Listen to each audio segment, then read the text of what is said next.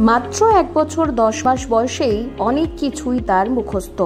অনর্গল বলে যেতে পারে বিভিন্ন দেশের রাজধানীর নাম, বিভিন্ন পশু পাখির নাম এবং আওয়াজও, বিশ্ববিখ্যাত ব্যক্তিদের নামও। দেশের নাম কি গো? ভারত। আমাদের দেশের রাজধানী কি? আমাদের দেশের রাজধানীর নাম কি? বাবা এটা কে?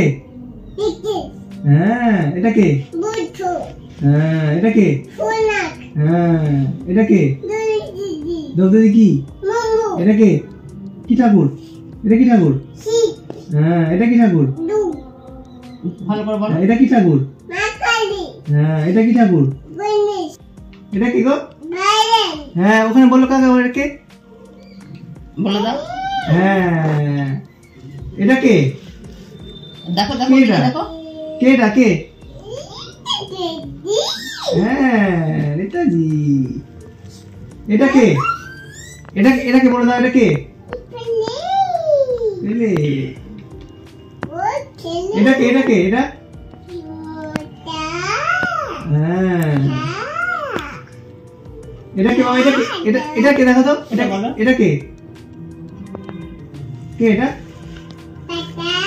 হ্যাঁ এখানে বলো, ওইদিকে বলো। হ্যাঁ এটা কে? হ্যাঁ এটা কে বাবা? এটা কে? এটা কে? হ্যাঁ মাসি দেখ বাংলাদেশের রাজধানী কি বলো?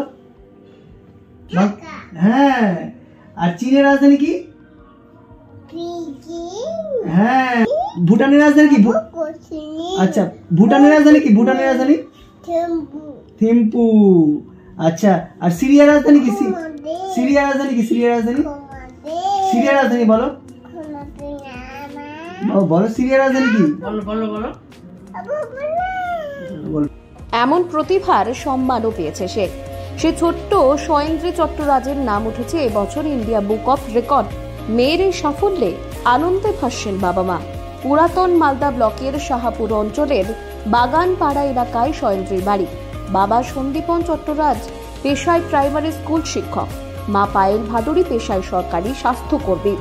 সম্প্রতি ইন্ডিয়া বুক অফ রেকর্ডসের তরফে দেশজুড়ে ট্যালেন্ট সার্চ হয়েছিল। গত 25শে অক্টোবর অনলাইনে সেই প্রতিযোগিতায় অংশ নেয় সয়েন্দ্রী। প্রতিযোগিতায় তাকে 7 ধরনের প্রশ্ন করা হয়।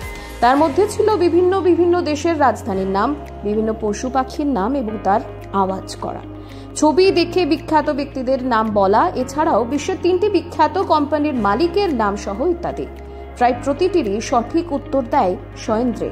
গত চলতি মাসে সন্দীপন বাবুকে ইন্ডিয়া বুক অফ রেকর্ডসের তরফে জানানো হয় তার মেয়ে প্রতিযোগিতায় সফল হয়েছে, তার নাম ইন্ডিয়া বুক অফ রেকর্ডসে উঠে এসেছে।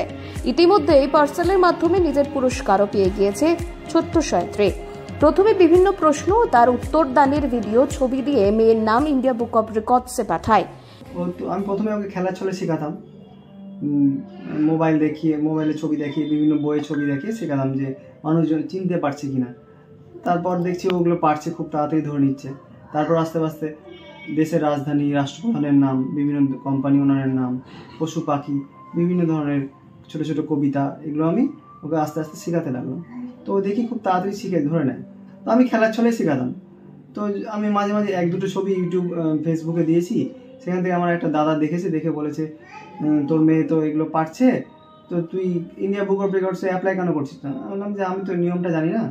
তখন দাদা আমাকে বললো, সেই অনুযায়ী আমি অ্যাপ্লাই করেছিলাম। আমি জানতামও না যে ও এরকম এত হয়ে যাবে, আস্তে আস্তে আরও ভালো, আরও বেশি এতদূর চলে যাবে। ওকে খেলার ছলে শেখানো সম্পূর্ণ কিছু।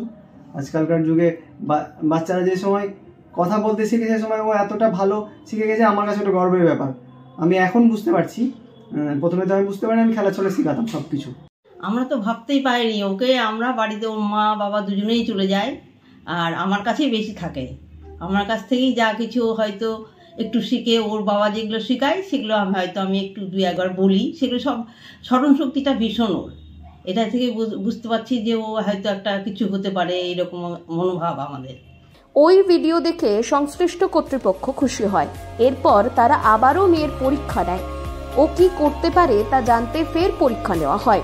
সেই পরীক্ষায় মেয়ে উত্তীর্ণ হয়ে যায় এবং 15 দিন পর মেয়ে তার উপহার মেডেল সহ সবকিছু পেয়েছে। মেয়ের এই সাফল্যে তারা খুশি। মা পায়েল ভাদুড়ী এই বিষয়ে জানান, মেয়েকে প্রথমে 5টি করে জিনিসের নাম বলতে বলা হয়েছিল ও প্রতিটি প্রশ্নেরই সঠিক উত্তর দিয়েছিল। তার কিছুদিন পর ওর মেডেল, শংসাপত্র সহ উপহার সামগ্রী কুরিয়ার সার্ভিসের মাধ্যমে হাতে পেয়েছে। মেয়ে সম্মাননা পাওয়ায় আমরা গর্বিত।